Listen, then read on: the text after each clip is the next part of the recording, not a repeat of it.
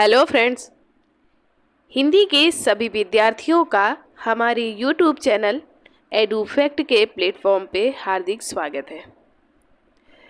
दोस्तों, आज से हमारी विलोम शब्द की क्लास शुरू हो रही है और आपको 2-3 क्लास में विलोम शब्द के जो महत्वपूर्ण शब्द हैं उनको कंप्लीट करवा दिया जाएगा। इसके पहले हम पर्यायवाची शब्द कंप्लीट कर चुके हैं।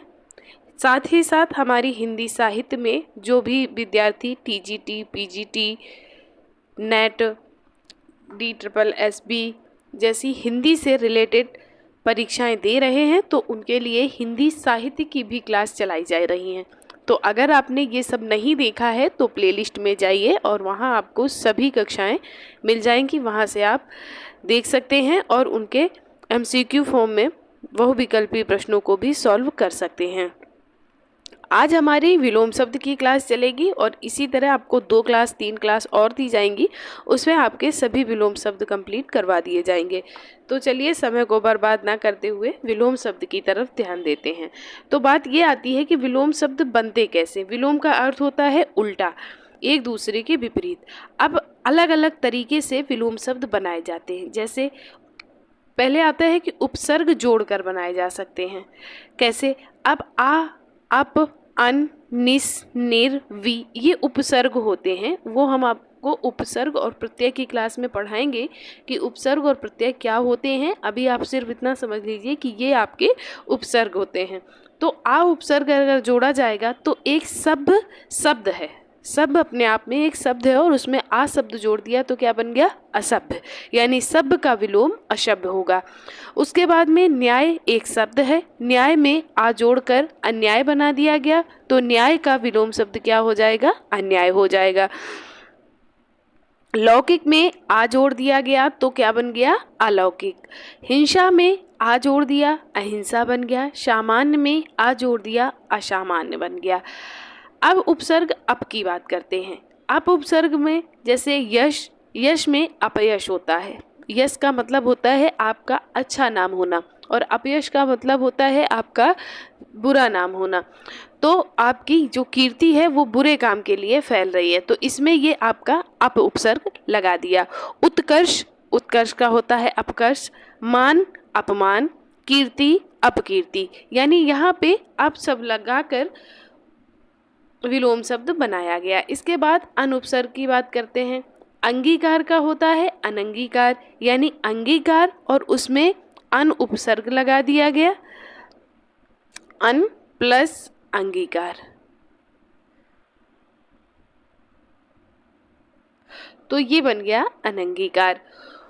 उत्तरित और इसमें अन उपसर्ग लग गया तो अनुत्तरित हो गया। इसके बाद में आता है अस्तित्व में अन लग गया तो अनस्तित्व। अभिज्ञ में अन लग गया तो अनभिज्ञ हो गया। आगे बढ़ते हैं तो देखते हैं निस, निश, निश, यानी 3 उपसर्गों को लगाकर किस तरह से बनाया गया है। तो पाप का होगा निष्पाप, यानी निस उपसर्ग लगा हुआ है। सक्रिय का है निष्क्रिय, यहाँ भी निस लगा हुआ है। सशुल्क का निशुल्क, यहाँ भी निस उपसर्ग लगा हुआ है। और ये निस उपसर्ग जब सा के साथ मिलता है तो विसर्ग बन जाता है। ये हम आपको आगे की क्लास में बताएंगे कि इसके क्या नियम होते हैं, किस तरह से जब निस और सा या रा के साथ मिलता है, का के साथ मिलता है तो कैसे वो विसर्ग के रूप में परिवर्तित हो जाता है। आगे बढ़ते हैं। सचेष्ट का होता है निश्चेष्ट, तेज का होता है निस्तेज। इन सभी में निस उपसर्ग का प्रयोग किया गया है। फिर आता है निर उपसर्ग। तो निर में क्या होगा? निर में जैसे अभिमान का होता है निरभिमान, सापेक्ष का होता है निरपेक्ष, आदर का निरादर, सामिश का निरामिष, सलज्ज का निर्लज्ज, यानी सब में आप देख रहे हैं कि निर उपसर्ग का प्रयोग किया गया है।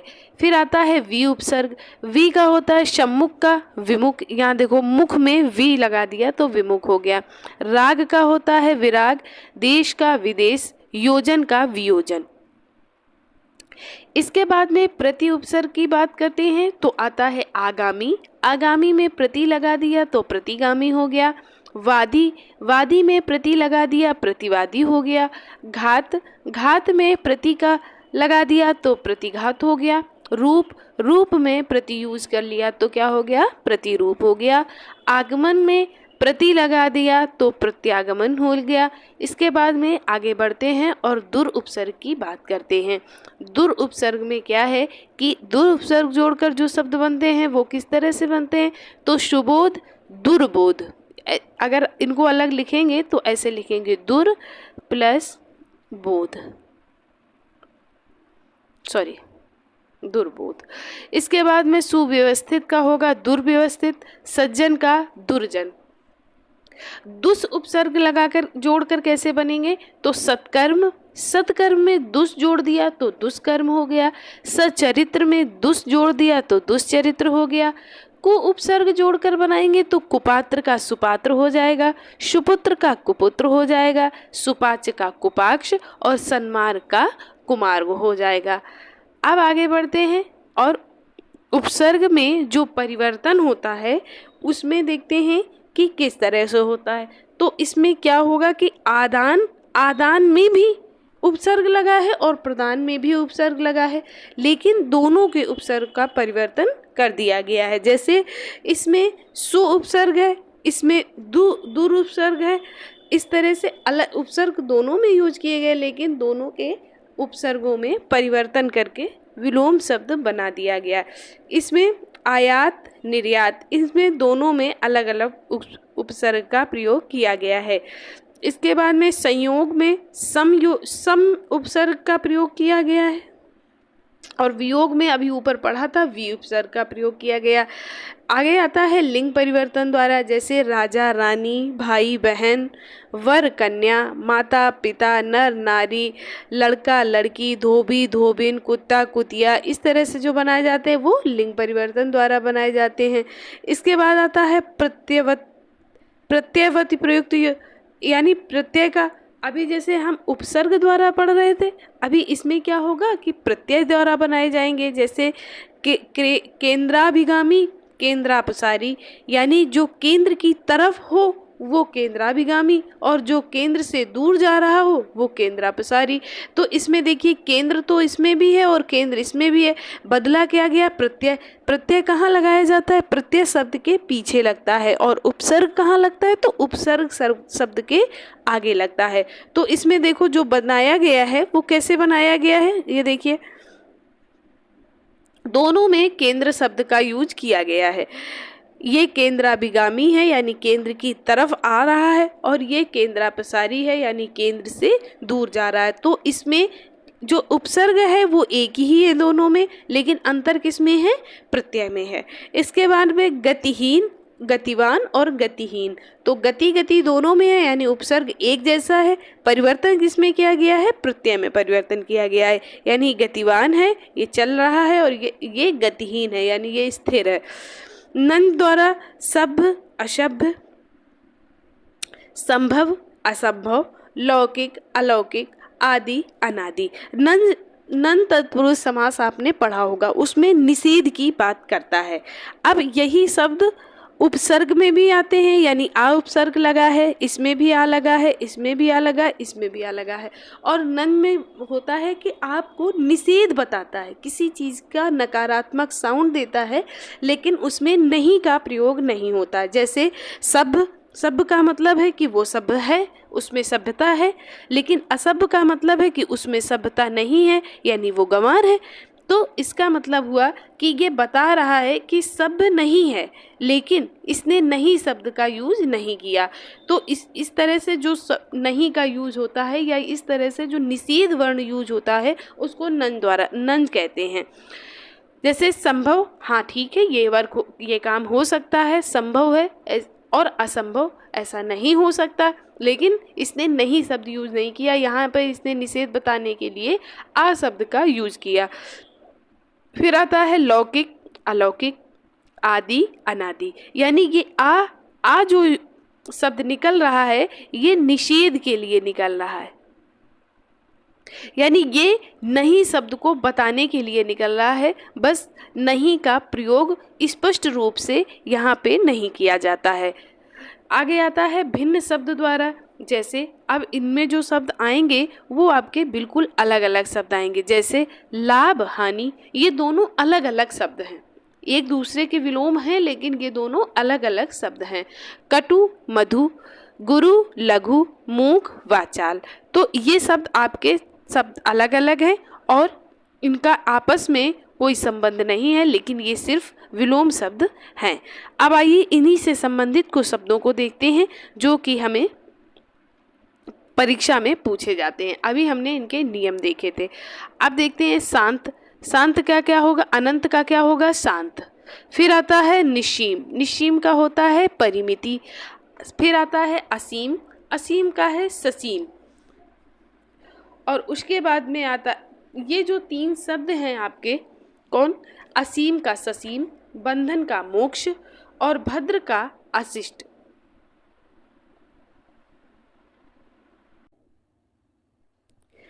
भद्र का हो, असीम का होगा ससीम और बंधन का मोक्ष, भद्र का अशिष्ट। भद्र का अभद्र भी होता है, अभद्र।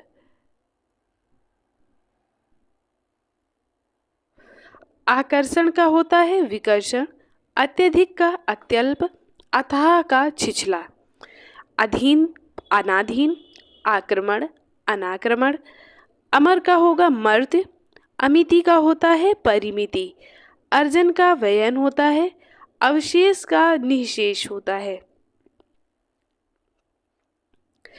इसके बाद में आडंबर का सादगी, आदि का अंत होता है, आशीन का अनाशीन होता है, आवर्षण का अनावर्षण होता है। इसमें आप देख रहे होंगे, इसमें आवर्षण, अनावर्षण, इसमें अन उपसर्ग का प्रयोग किया गया है। इसमें आवर्तक, अनावर्तक, इसमें भी अन उपसर्ग का प्रयोग किया गया है। ईप्सित, अनीप्सित, इसमें भी अन उपसर्ग का प्रयोग किया गया है। उक्त का होता है अनुक्त, उच्छ्वास का होता है निश्वास, उत्तेजन का प्रशमन, उदग्र का होता है अनुदग्र, उन्नति का अवनति, भीरु का वीरु, अकंटक का कंटकीय, उद्धत का विनीत, उग्र का सौम्य और उद्धत का विनीत होता है, उग्र का सौम्य। उद्योग का निरुद्योग होता है, उन्नत का अवनत, अर्थवान का अर्थहीन, आशीर्वाद का अभिशाप, उद्भव का अवसान होता है। उन्नत का अवनत भी होता है और अनुन्नत भी होता है, अनुन्नत।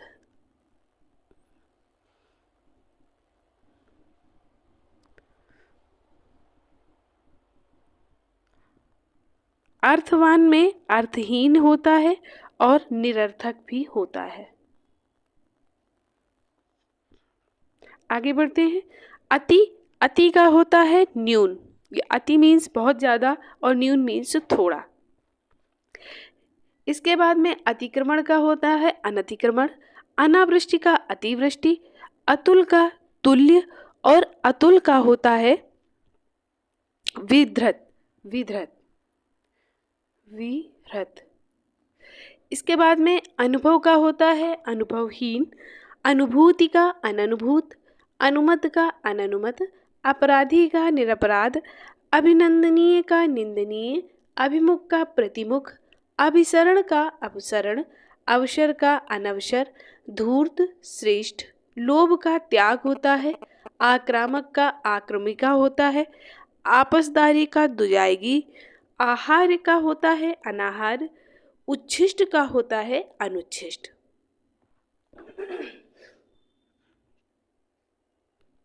इसके बाद में उत्तम का अधम होता है, उत्तरित का अनुत्तरित होता है, उद्धृत का अनुद्धृत, उद्यत का अनुद्यत, उपगत का अनुपगत, उपयोग का होता है अनुपयोग, ऊपरी का अधा, ऊपरी, इसमें ऊपरी लिखा है ऊपरी होता है, ऊपरी, ऊपरी का होता है आधा, उपार्जित का अनुपार्जित, उल्लंघन का अनुल्लंघन। इसके बाद में उल्लास का होता है विषाद, एकाग्रचित का होता है दुचित्ता, ऐक्य का अनैक्य, कंजूस का होता है मुक्तहस्त, कलंकित का निष्कलंक और अयथार्थ का होता है कल्पित। यहाँ पे अयथार्थ नहीं होता है, यहाँ पे होता है यथार्थ, सॉरी, यथार्थ का होता है कल्पित, कामी का निष्काम होता है। आगे बढ़ते हैं तो देखते हैं कि किस्मतवार का बदकिस्मत, तीखा का कुंठित, प्राकृत का कृत्रिम, कोप का कृपा, शांत का शुद्ध, खरा का खोटा, निर्लज्ज का सलज्ज, निर्दिष्ट का अनिर्दिष्ट, नवोढ़ा का प्रौढ़ा होता है। इसके बाद में जड़ता का चैतन्य होता है, जारज का औरस होता है, जालिम का रहमदिल होता है, मूढ़ का ज्ञानी और जीवित का मृत होता है। आगे बढ़ते हैं। अलहदा, अलहदा का होता है जुड़ा, अलहदा का मीन्स होता है अलग अलग। तम का प्रकाश, तर्क संगत का अतर्क संगत, तर्कपूर्ण का कुतर्कपूर्ण, त्याज का आत्याज्य, इसमें आ उपसर्ग लगा हुआ है। दब्बू का होता है दबंग, दब्बू का मतलब होता है किसी से दबाव में आना किसी के, और दबंग का मतलब होता है किसी से नहीं डरना, निडर होना। आगे बढ़ते हैं तो दीर्घकाय का होता है कृशकाय, दीर्घ का मतलब होता है सुडौल अच्छा शरीर, और कृशकाय का मतलब होता है दुबला पतला शरीर। दुर्गति का सुगति होता है, दुष्कर का शुकर, देही का अदेह, गौरव अदेह वो भी होता है और विदेह भी होता है। इसके बाद में गौरव का लाघव और ग्राह का त्याज्य होता है। आगे बढ़ते हैं। गुणी का होता है निर्गुणी, गुनहगार का बेगुनहगार, चिरंतन का नश्वर, चोर का शाह, छाह का धूप, और भेद का अभेद, और भौतिकता का आध्यात्मिकता होता है। आगे बढ़ते हैं तो देखते क्या है कि प्रकाश का होता है गोपन, यानी किसी भी चीज को प्रकाश में लाना या सबके सामने प्रकट करना, और गोपन का मतलब होता है किसी चीज को छुपाना। इसके बाद में प्रशंसक का निंदक होता है, जैसे कि किसी की प्रशंसा करना और किसी की निंदा करना। पक्षपात पूर्ण का निष्पक्ष होता है, निष्पक्ष यानी किसी के भी पक्ष में नहीं। और पूर्ववर्ती का परवर्ती होता है, पूर्ववर्ती का मतलब होता है पहले का, और परवर्ती का होता है बाद का। पूर्ववर्ती यानी जो बीत चुका, और परवर्ती जो आने वाला है। निर्लज्ज का सजल होता है, सजल नहीं होता है सलज्ज होता है, सॉरी सलज्ज होता है। निर्लज्ज यानी जिसे लज्जा ना हो, और सलज्ज का मतलब होता है लज्जा के साथ में। निषिद्ध का होता है विहित, निषिद्ध का मतलब होता है किसी भी काम के लिए या किसी बात के लिए निषेध, नकारात्मक साउंड, और विहित का मतलब ऐसा होना ही चाहिए। तो ये थी आज की हमारी विलोम शब्द की क्लास। अभी आपको 2 क्लासें और दी जाएंगी, उसमें आपको सभी प्रकार के विलोम शब्द कंप्लीट करवा दिए जाएंगे। इनमें से जो शब्द आपको नहीं आ रहे हैं वो आप अपनी कॉपी में नोट डाउन कर लें और याद कर लें, आपको परीक्षा में बहुत ही ज़्यादा उपयोगी होने वाले हैं। आपको क्लास कैसी लगी प्लीज़ हमें कमेंट करके बताएं। हमारे चैनल को सब्सक्राइब करें। वीडियो पसंद आ रहा है तो लाइक करें और अपने मित्रों को शेयर करें ताकि उन्हें भी इसका लाभ मिल सके। आज के लिए इतना ही, धन्यवाद।